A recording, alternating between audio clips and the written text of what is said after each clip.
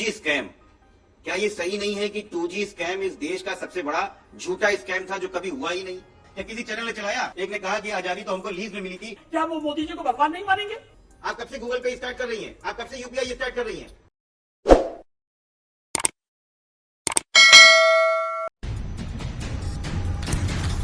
नमस्कार, आप देख रहे हैं हल्ला बोल। आपके साथ मैं हूं अंजना ओम कश्यप। 2014 में उन्होंने कहा फोन हैंग होता था। 2019 में फिर से जनता ने उनको चूज किया है, चुना है। 2024 के लिए पिच कर रहे हैं क्या वो? इसके बाद क्या? अब हैंग होने वाले फोन तो बहुत पुरानी बात हो गई, और जो फोन हैंग ही होना होता है तो महंगा से महंगा फोन भी कभी कभी हैंग हो जाता है। नहीं, वो तो फोन हैंग हुआ था, फोन बदल भी गया, नया फोन आ गया बिल्कुल, और नया फोन चल रहा है और बिल्कुल यही मॉडल अभी कंटिन्यू करेगा। देखिए अंजना जी, 2014 में वो बदलाव का चुनाव था। एक ऐसे व्यक्ति के नेतृत्व पे देश ने विश्वास किया जो गुजरात को ऑलरेडी 12 साल में देश को दिखा चुका था कि वो क्या कर सकता है। जब 1.5 लाख करोड़ की बजट को गुजरात ने 12 वर्षों में 18 लाख करोड़ का पहुंचा दिया और गुजरात का योगदान जीडीपी में, भारत के जीडीपी में ऑलमोस्ट 16 to 17% कर दिया। ये थी मुख्यमंत्री नरेंद्र मोदी की उपलब्धि। उसकी बदौलत जनता ने एक बदलाव का मन बनाया। 2014 से 19 हमारे बदलाव के वर्ष थे।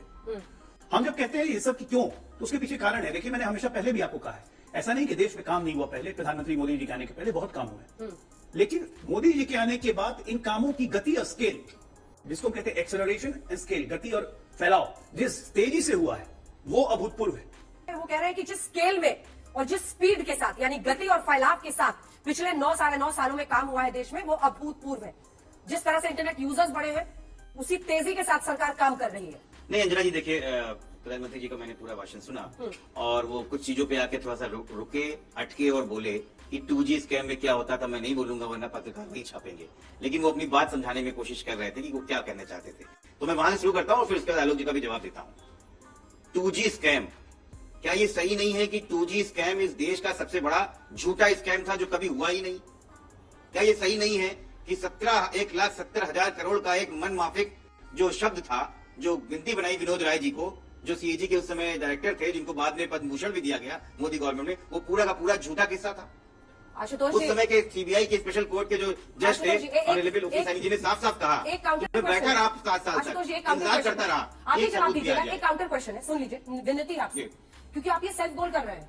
इंडिया गठबंधन में आपके प्रमुख साथियों में से एक अरविंद केजरीवाल है, और वो तो सत्ता में आए ही 2G और ये कोल स्कैम के खिलाफ, जो उन्होंने भ्रष्टाचार के खिलाफ अभियान किया था। तो अगर आप मानते हैं कि 2G में जो कोर्ट की रूलिंग्स थी, लेकिन सबसे पहले तो आपको उनको बाहर का रास्ता दिखाना चाहिए। तो संजना जी, ये बात भी सच है कि अरविंद केजरीवाल ही अकेले व्यक्ति नहीं थे। कौन व्यक्ति था जिसने इस पूरे नैरेटिव को बनाया था? क्या दिवंगत अरुण जेटली जी नहीं थे जिनको मुंह की खानी पड़ी थी? क्या विनोद राय जी ने एक भी स्टेटमेंट पत्रकारों को उसके बाद दिया जजमेंट में? 1500 पन्ने का जजमेंट आया है और जज कहता रहा कि मैं 7 सालों तक, जिसमें गर्मी की छुट्टियां भी शामिल थी, मैं रोज बैठा 10 से 5 और मैं इंतजार करता रहा कि एक सबूत भी दे, लेकिन सीबीआई एक सबूत नहीं दे पाई। और वो एक ऐसा केस था जिसने देश की सत्ता को बदला और ये दिखाया कि यूपीए गवर्नमेंट में भ्रष्टाचार था। लेकिन क्या हुआ? ये असल में इस देश में भारतीय जनता पार्टी का सबसे बड़ा झूठा स्कैम था। और तभी से भारतीय जनता पार्टी ये समझ गई थी कि झूठ बोलो, बार बार बोलो और तरीके से बोलते रहो, और जो इसमें मदद करेगा उसको हम सर्वोच्च सम्मान देंगे। क्या डिमोनेटाइजेशन का वो आपको भाषण याद है प्रधानमंत्री मोदी का? या किसी चैनल ने चलाया कि 100 दिन दे दो मित्रों, जो गलती होगी जिस चौराहे पे खड़ा करोगे मैं सजा खाने को तैयार हूं। आज कोई बात करता है भारतीय जनता पार्टी? क्या लैंड एक्विजिशन का वो बिल याद है जिसका अमेंडमेंट करने के लिए प्रधानमंत्री मोदी जी आतुर हो गए थे?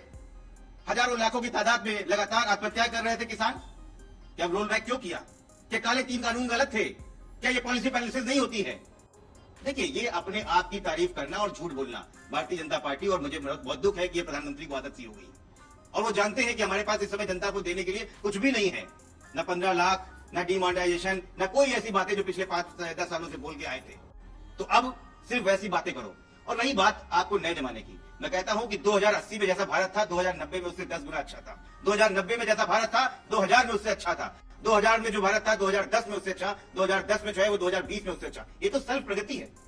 क्या इसमें देश की जनता और देश के लोगों का काम नहीं है? क्या उसमें पूर्ववर्ती सरकारों का काम नहीं है?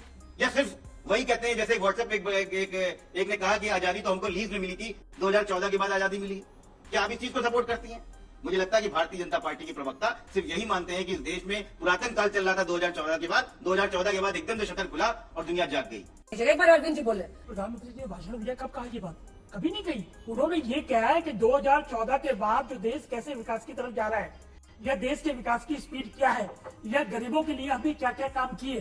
देखिए, प्रधानमंत्री जी ने बड़े साफ तौर पर कह दिया है कि सब जाइए ग्राउंड में जाइए और काम बताइए, अपनी उपलब्धियां बताइए। वही वो कर रहे हैं। जिनको पक्के मेरा मकान बने, क्या वो मोदी जी को भगवान नहीं मानेंगे? अच्छा, क्योंकि अब देश अगर कोई पलट के पूछा कि नए फोन कभी हैंग नहीं होते क्या? फोन तो एक उदाहरण के तौर पे उन्होंने एक एग्जांपल दिया है हाँ। कि पहले क्या पोजीशन थी और अब क्या पोजीशन है। ये तो जनता महसूस कर रही है भाई। इसमें कोई बार बार हमको कहने की जरूरत है ना आपको पूछने की जरूरत है। जो गरीब को ये 13,000 करोड़ रुपए अभी दिए पिछले हफ्ते 10 दिन पहले, हाँ। किसको दिए? लोहार, नाई, मोची, धोबी, बढ़ई, इन लोगों, रिक्शा चालक, उनके लिए अलग से रेहड़ी पटरी वाले को 50,000 करोड़ रुपए की स्कीम चलाई। 22,000 करोड़ रुपए सिर्फ इस बात के लिए दिए कि आदिवासी के बच्चे जो है ना उनको पढ़ाई में कोई दिक्कत ना आए।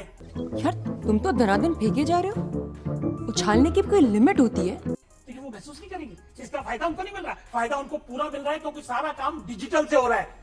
डीबीडी जो है डायरेक्ट ट्रांसफर हो रहा है, उनके अकाउंट में जा रहा है, बीच में कोई दलाली का चक्कर ही नहीं है। ये तो आशुतोष जी सबसे बड़ी उपलब्धि है मौजूदा सरकार की, जिससे आप भी इनकार नहीं कर सकते। जब शुरू में अकाउंट्स खोले गए थे तो बार बार हुआ कि क्यों नहीं वो पैसा नहीं पहुंचा, 15 लाख 16 लाख जो भी था। लेकिन सवाल यह है कि डीबीटी शायद इस सरकार की सबसे बड़ी उपलब्धि है। अगर पैसा सीधा लोगों के अकाउंट्स में जा रहा है और उसका चुनावी फायदा भी इनको मिलता है, ये भी एक हिस्सा है उसका। लेकिन सीधा पैसा लोगों के अकाउंट में पहुंचना, बिचौलियों का खत्म होना, ये उपलब्धि है जिसको कोई नकार नहीं सकता। हाँ बेटा, लगता है तुम गू खा के ही मानोगे। अंजना जी, आज से 50 साल पहले इंग्लैंड लेटर अंतरदेशीय चिट्ठी लिखी जाती थी।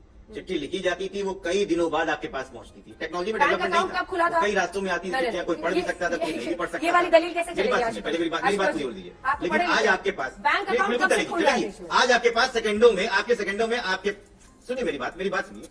अब मैं उसी पे आ रहा हूँ। जब आज आपके पास सेकंडों में आपके पास व्हाट्सएप टेलीग्राम से मैसेज आ जाता है और इनक्रिप्टेड होता है कि 1 to 1 रहेगा, कहीं भी नहीं लीक करेगा। तो टेक्नोलॉजिकल डेवलपमेंट अगर 1970 में रहा होगा, 1947 में हुआ होगा, तो उसका फायदा तो आम जनता को मिलेगा ही मिलेगा। अरे बैंक अकाउंट मेरा एक कब से सवाल का खुला जवाब शुरू हुआ दीजिए देश में? कि कैसी बात एक कर रहे बात हैं समझ नहीं आशुतोष पा रहा हूँ। जी? थोड़ा तो दलील के साथ बात कीजिए ना। मैसेज मोबाइल पे ना आए नहीं, कि आपके अकाउंट में 500 रुपया या 1000 रुपया पहुंचा, लेकिन अकाउंट तो खोले जा सकते थे ना, पैसा जा सकता था अकाउंट में। नहीं अंजना जी, पैसा जा सकता था। डिजिटली ट्रांसफर कब से होना शुरू हुआ? डिजिटली 1 to 1 आप कब से स्टार्ट कर रही हैं? आप कब से गूगल पे स्टार्ट कर रही हैं? आप कब से यूपीआई स्टार्ट कर रही हैं? आप इस चीज को तो देखिए ना, चीजों में ट्रांसपेरेंसी। जब जैसे जैसे सूचना क्रांति आएगी, जैसे जैसे हमारी डेवलपमेंट आएगा, हमारे यहाँ पारदर्शिता बढ़ती जाएगी। और हमारे यहाँ नहीं, विश्व में कहीं भी पारदर्शिता बढ़ती जाएगी जैसे आप डिजिटलाइजेशन करेंगे। इसमें कोई नई बात नहीं है। हाँ भाई, कैसी लगी